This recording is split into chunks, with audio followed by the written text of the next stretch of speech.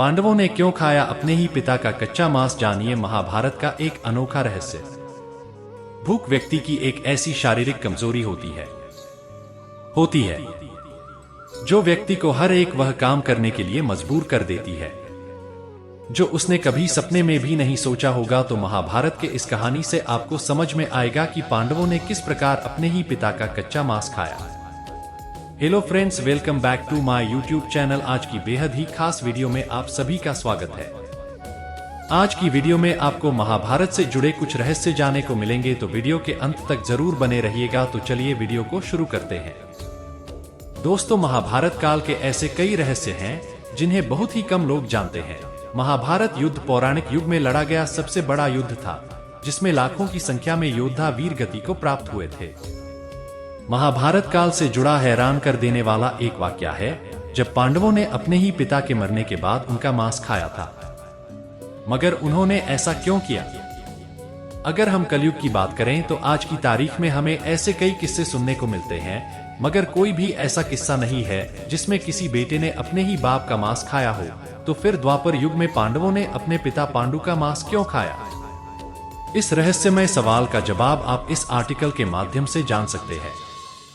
दोस्तों, द्वापर युग में पांडवों यानी युधिष्ठिर, भीम, अर्जुन, नकुल और सहदेव को अपने पिता का मांस खाना पड़ा था।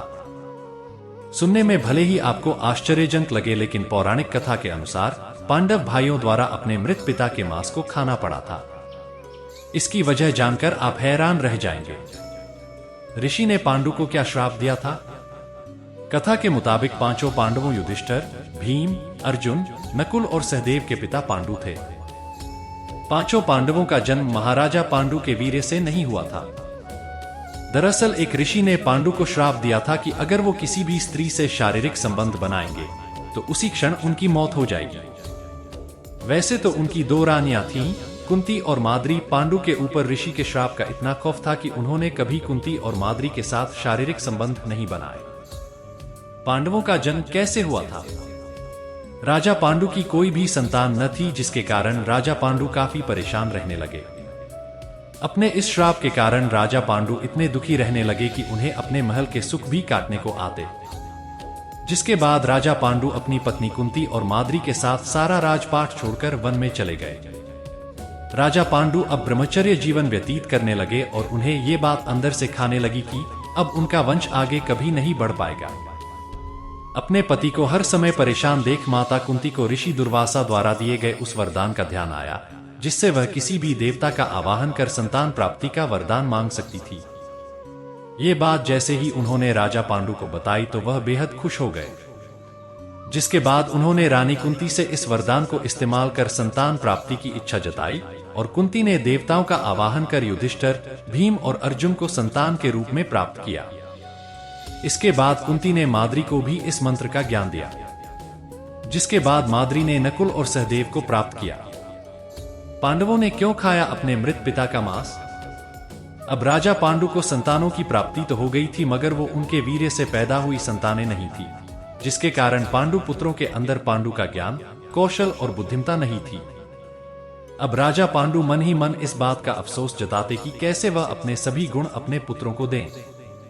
इसी के चलते पांडु ने अपनी मृत्यु से पहले एक ऐसा वरदान मांगा जिससे उनके पुत्रों के भीतर उनके गुण आ जाए।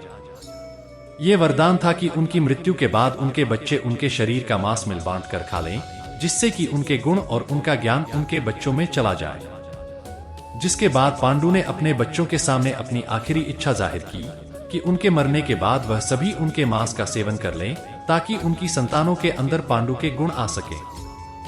पांडु की मृत्यु कैसे हुई थी? इसके बाद एक दिन जब राजा पांडु और रानी माद्री वन में घूम रहे थे, तो वह रानी माद्री को देखकर अपने ऊपर नियंत्रण न कर पाए और जैसे ही पांडु ने माद्री के साथ शारीरिक संबंध बनाए, वैसे ही पांडु की मृत्यु हो गई।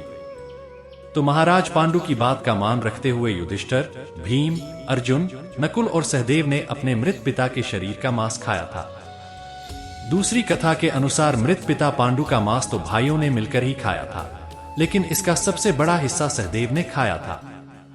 एक और मान्यता के अनुसार कहा जाता है कि अपने पिता की आज्ञा का पालन करते हुए सभी भाइयों ने, नहीं केवल सहदेव ने ही अपने मृत पिता का मांस खाया।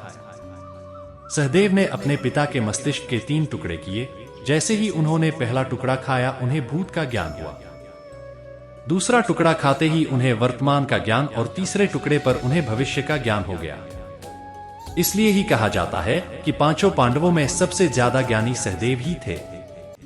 इसी वजह से महाभारत के युद्ध का नतीजा सहदेव ने पहले ही जान लिया था। तब भगवान कृष्ण ने सहदेव को यह श्राप दे दिया कि अगर उन्होंने युद्ध में होने वाली कोई भी बात किसी से बताई तो उनकी मृत्यु हो जाएगी। आपको यह कहानी कैसी लगी हमें बताएं और कमेंट में जय श्री कृष्णा जरूर लिखें और चैनल को सब्सक्राइब और कहानी को शेयर जरूर करें। बहुत बहुत धन्यवाद। मिलते हैं अगली वीडियो में, जब तक के लिए जय श्री कृष्णा।